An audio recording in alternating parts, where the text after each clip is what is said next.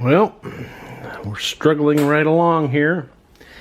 We got the all engines on, but then discovered on the final engine it was a bad engine, so I had to remove that.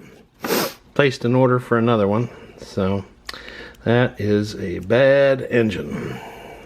So it's got something wrong with the brushes and the magnets on it. But it jams up, it locks up on me. But anyhow, I was in the middle of hooking up the gimbal here, getting the gimbal set on. I got the legs on. The two halves are now together.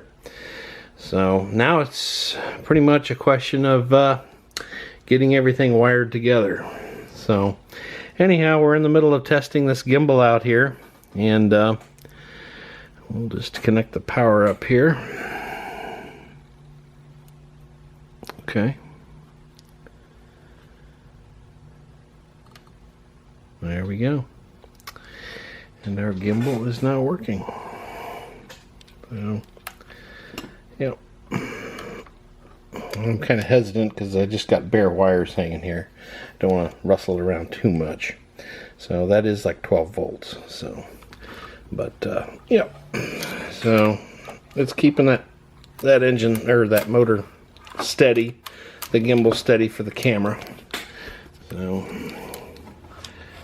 Oh, it's kind of hard to demonstrate with it sitting on the bench, but she is working. So got our gimbal on. Now we just got to figure out. I did find out that this stupid knockoff Chinese camera is not going to work. This was supposed to be a GoPro clone, and the problem is it's the USB is reversed on it. It's facing backwards.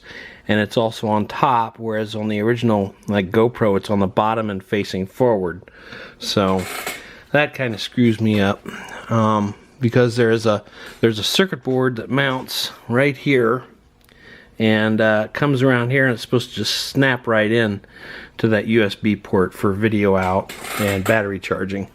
But unable to do that, so I ended up placing an order for a Hero 3. That sucks. I think there's one other model of camera I could have used had I known that was a little cheaper. But anyhow, we're just getting the gimbal on there. I don't know what I'm going to use for, you got the video out. I don't know what I'm going to take the video out to yet. So right now I'm just having some difficulty in when I got the receiver and this NASA module hooked up. For some reason, that I haven't discovered yet, the engines are not running when I throttle up with the Taranis.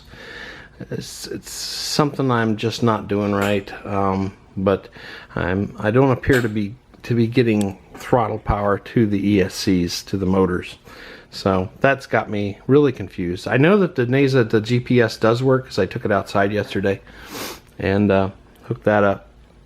So I know that it does get a GPS signal, and I also had to fiddle around with the Taranis here, the Fire Free Sky, to set it, be able to take it off fail-safe mode, and I have an Attitude GPS, an Attitude mode, and a manual mode. So, and then this right here is my fail-safe. I can flip it on and off. So,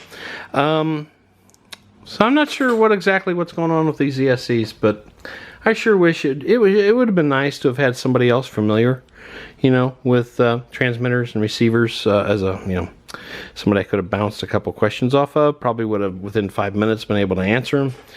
But as is the case always in Lima, Ohio, nobody knows diddly squat. So anyhow, that's all I got, man. So we'll disconnect our. There we go. More power to that. That's a 12 volt source, so I'll have to figure out some voltage down to that. Probably from the 3-cell that I'll have up here. I'll have another battery pack up here to provide power to like the camera, the navigation lights, things like that. This is going to be powered by the main battery pack, the NASA and the transmitter. So just for little odds and ends, we'll have another battery pack up here. So, all right, well, that about covers it. So for now, I mean, it's coming together, you know, to the bitter end.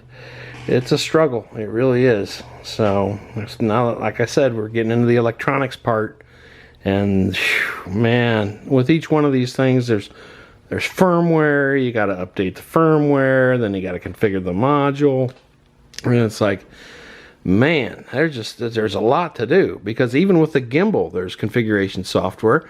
With NASA, there's configuration software. With the radio and the transmitter and the receiver, there's configuration software, firmware for all this stuff.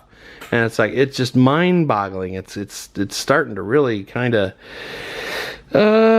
get me a little bit befuddled. So anyhow, well, that's all I got. Wish there were more RC hobbyists that I knew that could help me here. As it is right now, it's just a question of looking stuff up and research and discovering it all on my own. So, all right, that's all I got. Later.